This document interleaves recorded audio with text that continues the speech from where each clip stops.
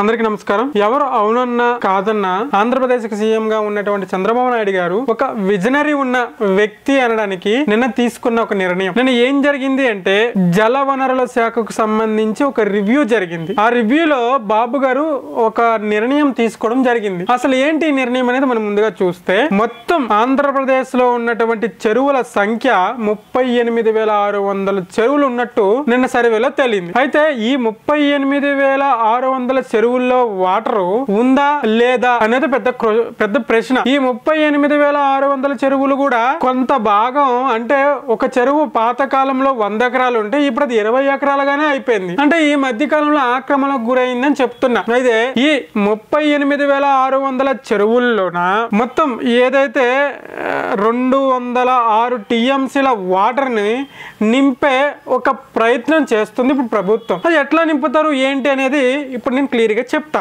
General గా ఏమైతుంది, ప్రతి ఊరికి ఆంధ్రప్రదేశ్లో ఏ ఊరికైనా, ఆంధ్రప్రదేశ్ అనుకో కాదు, ఏ స్టేట్ అయినా ఏ జిల్లా అయినా ఒక నది కానీ ఒక ఏరు కానీ లేకపోతే ఒక పెద్ద కాలువ కానీ ఉంటది. అయితే ఆ నదిల్లో వచ్చినటువంటి వాటర్ ని జనరల్ గా ఏ రాష్ట్రమైనా ఒక డ్యాములు కట్టుకొని అక్కడ నిల్వ చేసుకుంటారు. అది అక్కడికి సంబంధించి అది పట్టేంత వరకు నిల్వ చేసుకుంటారు. అంతకి మోతాదులు ఎక్కువైతే అది సముద్రంలోకి వదిలేస్తారు వాటర్. అంటే ఆ సముద్రంలోకి వదిలేసిన వాటర్ వేస్ట్. సో అంతే, ఏ నది కూడా అది నదీ ప్రవాహంలో అట్లా పారుతూనే ఉంటుంది. ఆ నది వాటర్ ఎందులోకి వెళ్తుంది అంటే డైరెక్ట్ గా సముద్రంలో కలిసిపోతుంది. ఆ నది వాటర్ కూడా వేస్ట్ అవుతుంది. సో ఇట్లా వాటర్ ని వేస్ట్ చేయకుండా రైతులకు ఉపయోగపడే విధంగా ఒక ఆలోచన తీసుకున్నారు. ఏంటి అంటే ఈ 38,600 చెరువుల్లోన 206 టీఎంసీల వాటర్ ని నింపే ప్రయత్నం ఇది ఎట్లా జరుగుతుందంటే, ఇప్పుడు ఫర్ ఎగ్జాంపుల్ ఒక డ్యామ్ ఉందనుకోండి, ఆ డ్యామ్ లో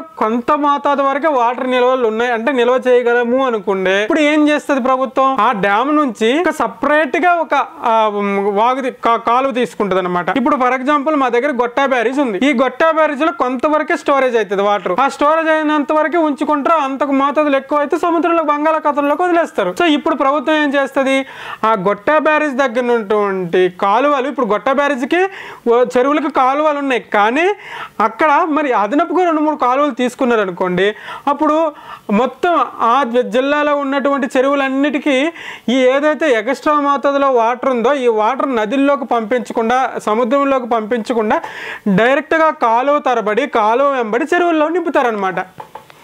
దీని ద్వారా ఏమవుతుంది, ఆ వాటరు రైతాంగానికి 2 పంటలు 3 పంటలు పండించుకోవడానికి వీలుగా ఉంటుంది. ఇది చాలా చాలా చాలా చాలా అద్భుతమైన నిర్ణయం. మీరు ఇంకోటి గమనిస్తే 2014 నుంచి 2019 వరకు టీడీపీ అధికారంలో ఉన్నప్పుడు ఉపాధి హామీ కూర్చున్నటువంటి నిధుల ద్వారా చెక్ డ్యాములు నిర్మించింది. అంటే మంచి నిర్ణయాలు. నేను ఎందుకంటున్నానంటే బాబు గారు ఏ నిర్ణయం తీసుకున్నా అది ఒక 10-15 సంవత్సరాల ముందు ఆలోచించి తీసుకుంటారు. సో ఈ ఉపాధి హామీ పథకానికి వచ్చిన నిధుల ద్వారా చెక్ డ్యాములు కూడా నిర్మించడం జరిగింది అప్పట్లో. ఇంకొకటి ఏంటంటే ప్రకాశం, కర్నూలు, ఏలూరు, విజయనగరం అటు సైడ్ ఏం చేశారంటే పొలాల్లో ఇంకుడు గుంతలు తవ్వించారు. మీకు గుర్తుందో లేదు అంటే, ఇప్పుడు ఒక 2 ఎకరాలు 3 ఎకరాల పొలం ఒకటే ఉందనుకోండి, ఏదో ఒక సైడు ఒక చిన్న అంటే మినీ కాలువ అన్నట్టు, మినీ కాలువలాగా తవ్వించుకునే వాళ్ళు. అందులో ఏదో అక్కడ బోరోకలు ఉంటే బోరోకే, లేకుంటే వర్షాధారంతో వచ్చిన వాటర్ అందులో నిల్వ ఉండిపోయేది అనమాట. లేదా బోర్లు ఉన్న వాళ్ళు ఏం చేసేవాళ్ళు, పదే మళ్ళీ బోర్లు వేసుకొని కరెంట్ బిల్లు ఎందుకు వేసడం, ఒకేసారి నింపుకొని అది వాడుకునేవాళ్ళు మంచిగా. సో నీకు ఇక్కడ బోర్ ద్వారా పొలంలో వాటర్ నింపితే ఏమవుతుంది, అది అందులో ఉంటుంది. లేకుంటే ఆ ఏదైతే అక్కడ గట్లు వేస్తారో ఆ గట్లలో నుంచి కన్నాలు పడి అది వేరే పొలంలోకి లేకుంటే వేరే దగ్గరికి వెళ్ళిపోయేది వాటర్. అప్పుడు అట్లా కాకుండా అదే ఇంకుడు గుంతలు తవ్వుకునే వాళ్ళు, ఇంకుడు గుంతలో వాటర్ నిల్వ చేసుకునే వాళ్ళు. ఆ వాటర్ ఏం చేసేది, పొలం మొత్తానికి సప్లై అయ్యేది. ఒకళ్ళు వేస్ట్ అయిపోయింది అనుకోండి, ఆ ఇంకుడు గుంతలు కూడా పల్లం సైడే వేసుకునేవాళ్ళు. అందులో పట్టినంత పట్టేది, మిగతాది మళ్ళీ ఇంకుడు గుంతలోకి వచ్చేది. అదే అసలు సూపర్, అది టెక్నాలజీ అసలు మంచిగా చేశారు అప్పట్లో. సో అదేవిధంగా ఇప్పుడు బాబు గారు కూడా ఈ నిర్ణయం తీసుకోవడం జరిగింది. సో ఇది మంచి నిర్ణయమే, అందరం మెచ్చుకోదగ్గ విషయమే. చూడాలి మరి ఇది ఎంతవరకు సఫలీకృతం చేస్తారనేది చూడాలి. Thank you.